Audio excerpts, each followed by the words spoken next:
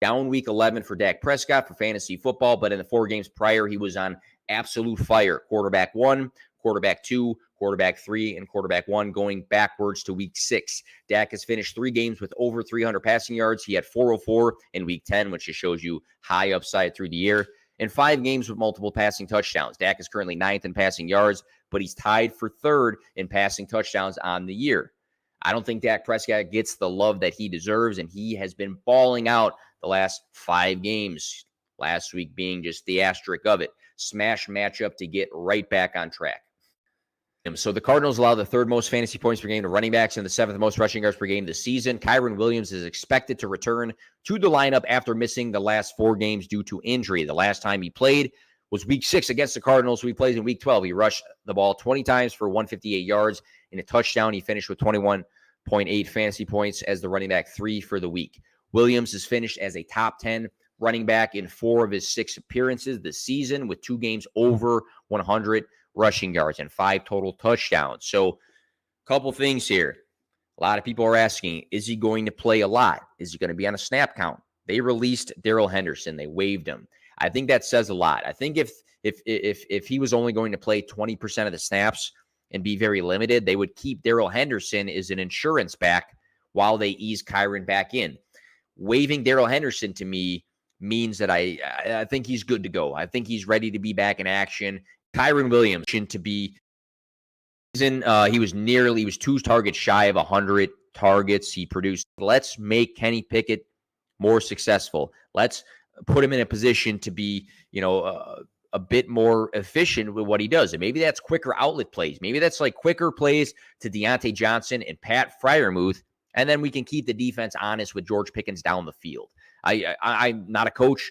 I can't even speak on stuff like that, but mathematically, it just makes sense. So Freiermuth only earned 1 target in 53% of the snaps played last week. It was his return game from injury.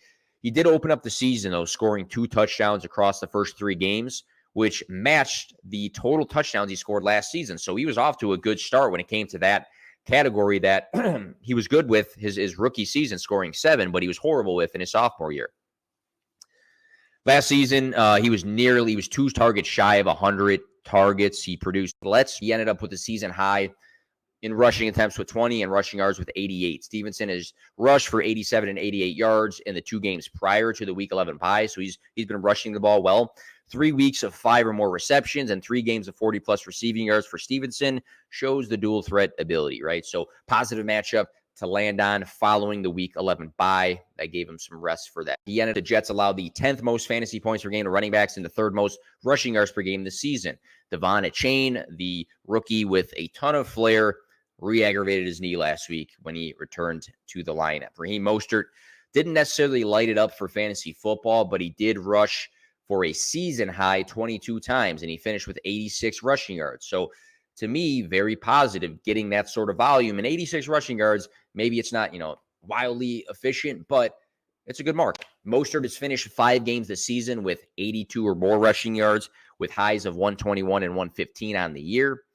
He has 13 touchdowns on the season and has finished 3 weeks as a top 5 fantasy football running back. So you have to expect him to see plenty of volume now that Achane is back off the field against a defense that is letting opposing running backs run all over them. But Mostert. So the Panthers allow the 2nd most fantasy points per game to running backs and the 9th most rushing yards per game this season. A bounce back week is coming for Derrick Henry, who has finished with under 6 fantasy points in back-to-back weeks with 12 or fewer touches in each of those games. They were blown out, the Titans, by the Jaguars 34-14. That meant only 38 offensive plays via RotoWire's article for the Titans. The week prior, the Titans lost to the Buccaneers 20-6. So these 2 game scripts have not been in the favor of Derrick Henry. Henry has finished as the running back 7 in week 4, running back 5 in week 6, running back 12 in week 8, and running back 6 in week 9 this season. He's rushed 22 or more times in 3 games this year. And in such a positive running matchup against the 1-9 Panthers, I feel like the Titans are going to lean on Derrick Henry versus Will Levis in this matchup.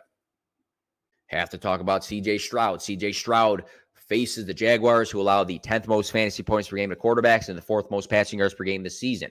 Back in week 3, C.J. Stroud finishes the quarterback 12 against the Jaguars, throwing for 280 yards and 2 touchdowns in that first matchup. Stroud has finished as a top 12 quarterback 5 times this season.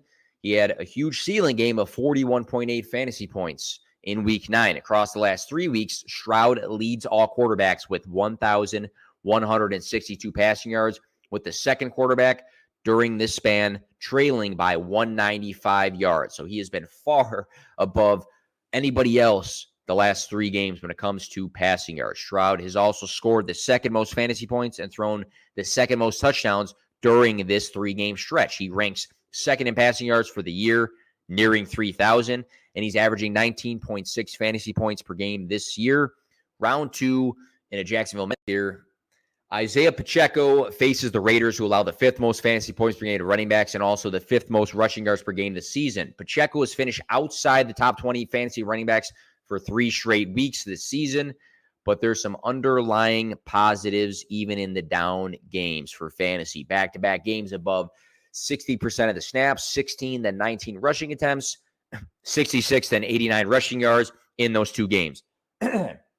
Pacheco has played above 50% of the snaps in 7 straight games and has had 3 games of 20-plus touches, scored 15-plus fantasy points in 4 games as well. Week 12 is a great bounce-back opportunity for Isaiah Pacheco because, 1, we have the positive signs. 2, he's done it before. And 3, I don't think Patrick Mahomes is going to have to chase this game through the air against the Raiders, so look for Pacheco to bounce back.